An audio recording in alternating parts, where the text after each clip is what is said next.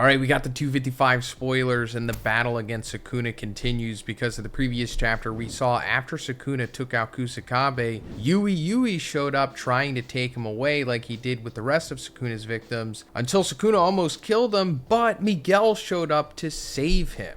And now we're seeing what happened after that, because Miguel's not alone. He's actually with LaRue from Geto's old gang. And LaRue has retrieved Kusakabe using his technique, which we'll get into. So LaRue is that guy that we randomly saw back in Chapter 0, or the movie as well. He's the guy who had the hearts on his chest. One of the most random characters in the series, I guess. I totally forgot that this guy was a thing. But I'm glad that he's back because he was kind of just there, and he looked like he had potential. I mean, he had a interesting character design. But we're going into a flashback after this to Yuta discussing with Miguel and LaRue. Miguel rejects Yuta's request to fight Sukuna, saying why does he have to fight a monster who has the possibility to win against Gojo? And LaRue tries to convince Miguel, saying, I'm just asking you to help us deliver the final blow to the otherworldly being Sukuna, who will be burned out after fighting Gojo. Yuta and LaRue try to convince Miguel by telling him that it's better to fight Sukuna rather than a giant cursed spirit merger which could just stomp a whole country like Godzilla. But Miguel again declines their offer, saying, why do you Japanese people think that cheerful black people will just survive anything? And Miguel adds that Gojo should have come to him with his head down in front of him to request help. LaRue and Miguel then have a private talk. Miguel says that he did everything because he wanted to follow Geto. He also fulfilled his obligation of training Yuta because Gojo saved him, so he doesn't want to be involved with Japan anymore. LaRue says he and Miguel should fight together with everything they have to give peace to Geto. LaRue says, we fight with everything we have to tell Geto to take care in heaven. And Miguel says, first of all, he definitely went to hell. Miguel says he has a condition. He will fight Sukuna after Gojo and Yuta lose, and when Sukuna can't use his domain anymore. He also wants LaRue to join him to fight Sukuna because it's better if he has more friends.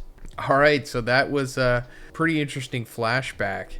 I guess this is in Kenya, possibly. Not really sure where this is taking place, and not really sure why LaRue has come back into the picture other than, I guess, trying to avenge Geto, who he was on board with, which is very sketchy, but, you know, we don't have time to discuss that because we're trying to deal with a bigger evil with Sukuna here. But real quick, guys, the Patreon Q&A is finally back. If you ever had a question that you wanted to ask me and also have it featured in a video that will be on the channel weekly, well, here's your chance. You can sign up by going to the link in the description. It'll give you instant access to the Q&A thread. And also, I really appreciate the support, guys. Thank you so much. But they already knew in advance that Gojo was probably going to lose, which is interesting. It makes me think more about whatever kind of plans and contingencies they had, which is why Yui was so quick with taking those victims from Sukuna after they were defeated, and also them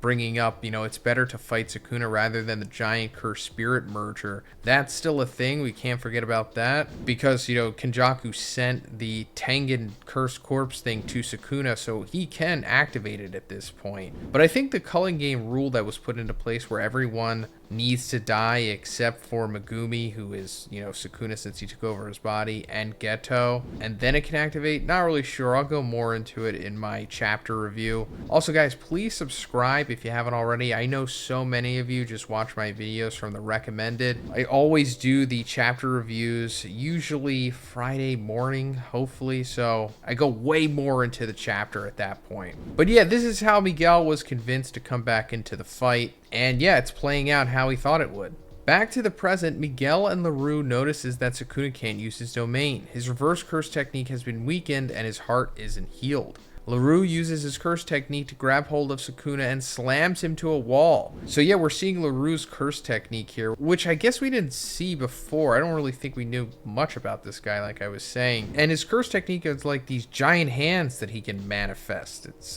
pretty interesting. We've actually seen a curse technique like this before in the series. But Sukuna sends slashes towards them, but Miguel easily ducks, dodges, and even jumps between them. So yeah, Miguel pretty agile here. Pretty incredible display, actually, avoiding all of these dismantles from Sukuna. Pretty impressive. I mean, we knew that Miguel was somewhat powerful because he could stall Gojo, but a lot of that was coming from his black rope, which shuts down curse techniques. But he himself, just as a sorcerer, pretty formidable. I mean, he's doing better than most of the other Sukuna opponents, at least so far. The narrator explains that LaRue's curse technique, Heart Catch, can grab the subject. The imaginary hand will restore itself even if it's destroyed, but 1/10 of the damage will be redirected back to LaRue.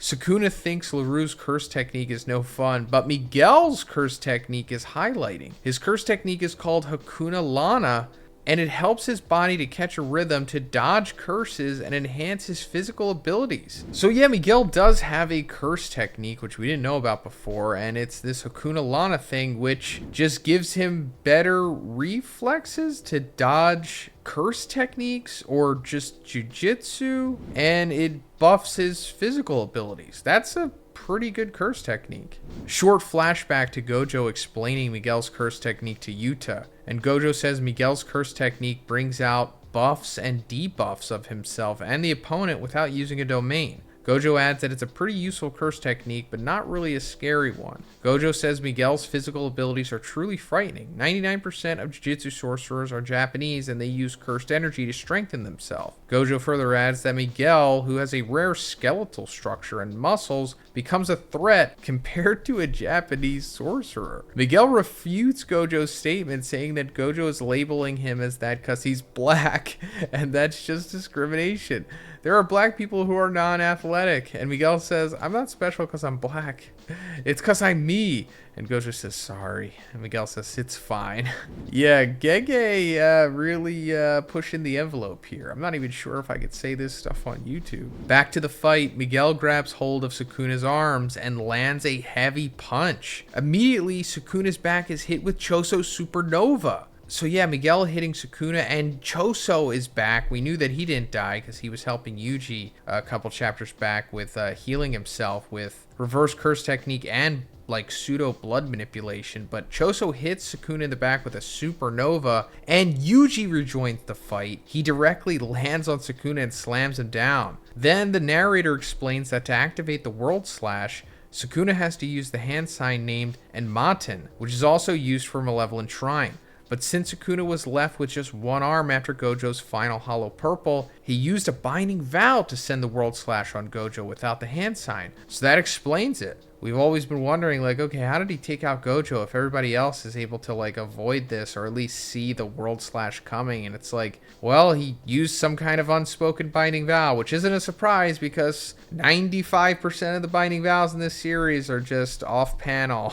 But after transforming into his OG form, Sukuna now has to use both hand signs, Enmaten and Incantation, to activate World Slash. On top of that, Sukuna also needs to set the direction for the slash with his hands. Sukuna's left arm then gets slashed off as he was confronting Yuji. It was Maki who cut off Sukuna's arm, and she does it with a crazed smile on her face. Sukuna is surprised to see Maki back even after receiving that black flash from him. So yeah, Maki, Choso, and Yuji are all back. Maki even more surprisingly because she took that black flash from Sukuna 2 chapters back, and she's already recovered from it. And we already went over how powerful a black flash from Sukuna is. So yeah, Maki a beast. Cutting off Sukuna's hand again also. Yuji proceeds to engage in the fight while thinking that Sukuna can't complete his hand sign because he's left with only 2 right arms. And he can't use reverse curse technique yet either, so they can win the fight now. But, as if to pour water on Yuji's hopes, Sukuna instantly hits LaRue with a black flash. Narrator says Gojo regained his reverse curse technique output with his second black flash. So the King of Curses now gained. Alright, so that's how the chapter ends. Sukuna, I don't know why he's just targeting LaRue again. He should have just hit Maki with that second black flash. But yeah, LaRue getting almost taken out completely here. highly doubt his durability is as good as Maki's, but apparently Sukuna has regained his reverse curse technique output with that second Black Flash. And it says, so now he has gained, I guess, the ability to regrow his left hands again. So now he can just start dishing out world-cutting slashes. But yeah, guys, that's it for this one. Like I said, I'm going to go way more into this chapter, fully break it down in my chapter review, which is going to be out, I think, Friday morning. So subscribe for that if you haven't already, and like the video if you haven't. And yeah, have a great day, guys. I'll see you in the next one.